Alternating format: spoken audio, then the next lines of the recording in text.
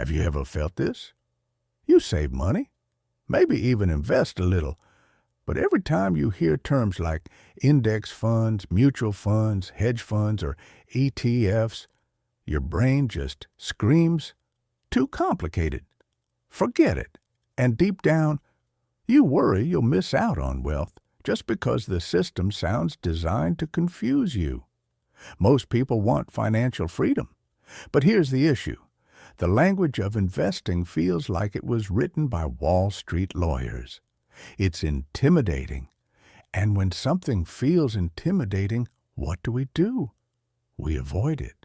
That's why so many in their 20s and 30s sit on the sidelines, letting inflation eat their money instead of putting it to work. But here's the truth. Understanding funds doesn't have to be hard. In this video, I'll break down the 4 major types of funds in a way you'll never forget. We'll use simple stories, clear examples, and by the end, you'll know 1. What each type of fund really means. 2. The risks and costs involved. And 3. Which ones actually make sense for you. So let's imagine this. You and your friends walk into a giant food court. Hundreds of dishes, dozens of cuisines, smells from every direction. You're starving. But here's the problem. You have no idea what to pick. You could spend hours stressing, or you could let someone else handle it. That's what funds are.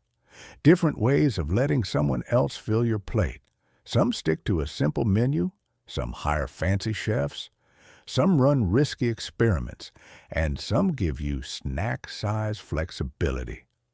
Today, I'll walk you through each option, so the next time you hear ETF or mutual fund, you don't panic. You smile, because you get it. Step 1. Index funds. The simple path. Let's start with the index fund. This is the stress-free option. It's like walking into that food court and saying, just give me one bite of everything on the menu. That's exactly what an index fund does. It copies a market index, like the S&P 500. If the market goes up, so does your plate.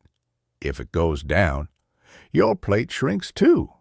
For example, put $100 into an S&P 500 index fund, and you instantly own tiny slices of Apple, Microsoft, Tesla, Amazon, 500 companies at once. It's like owning a piece of the entire economy. And here's the science. Study after study shows index funds outperform most active managers over the long run. Why? Because they keep costs low and simply ride the market. Quick question for you. If you could bet on the entire stock market instead of just one company, wouldn't that feel safer? That's why even Warren Buffett recommends index funds for most people. So here's the takeaway.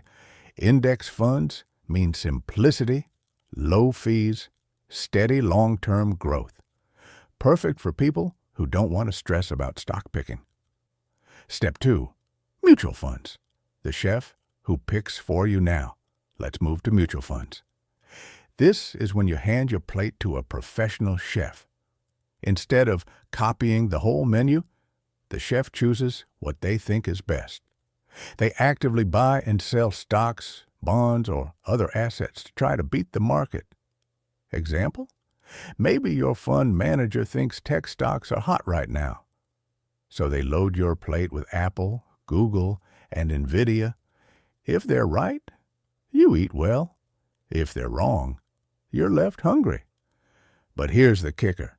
Most mutual funds fail to beat the market after fees. In fact, about 80% underperform index funds in the long run. So let me ask you, would you pay more for a chef that gives you food worse than just grabbing one of everything? Exactly. That's why mutual funds are losing popularity. Takeaway? Mutual funds equals active management, higher fees, hit or miss results. Step 3. Hedge funds, the risky VIP club. Now, let's step into the VIP lounge. Hedge funds. These are exclusive clubs for the wealthy. They use complex strategies, short selling, leverage, derivatives, to chase massive returns. Think of it like this. The chef here doesn't just serve food, they bet on which dishes will spoil. They borrow ingredients they don't own, and they gamble on secret recipes. Sometimes they create magic. Sometimes they blow up the kitchen. And history proves it. Yes, some hedge funds made billions, but many crashed spectacularly. Remember 2008? Countless hedge funds got wiped out. Here's a question. If you needed at least $1 million just to walk into the restaurant, would you? For most of us, hedge funds aren't even an option. Takeaway? Hedge funds equals high risk, high fees, high stakes, not for beginners, not for most people, only for ultra-wealthy risk-takers. Step 4. ETFs, the flexible snack boxes. Finally, let's talk about ETFs, exchange-traded funds. Think of them as snack boxes you can buy or sell anytime. They work like index funds, but trade like individual stocks. Want to invest in clean energy? There's an ETF for that. Want exposure to gold? There's an ETF for that too. Want crypto? Yep, there's an ETF. You can buy or sell them instantly, just like Apple or Tesla stock. That's why ETFs are exploding in popularity. They combine low cost, flexibility, and diversification. Here's the surprise. Many young investors skip mutual funds entirely and go straight for ETFs. Why? Because they want freedom. They want control. Takeaway? ETFs equals flexibility, variety, low fees. They're like index funds on steroids, perfect for modern investors. Let's quickly recap. Index funds equals simple, low cost, own the market. Mutual funds equals professional chefs, higher fees, inconsistent results. Hedge funds equals risky, exclusive, for the rich. ETFs equals flexible, diverse, modern investing, made easy. Here's the truth. Wealth isn't built by avoiding the buffet. It's built by choosing the right table, sitting down, and letting time do its work. So don't let fear of complicated terms stop you. Start simple. Learn as you go. Your future self will thank you.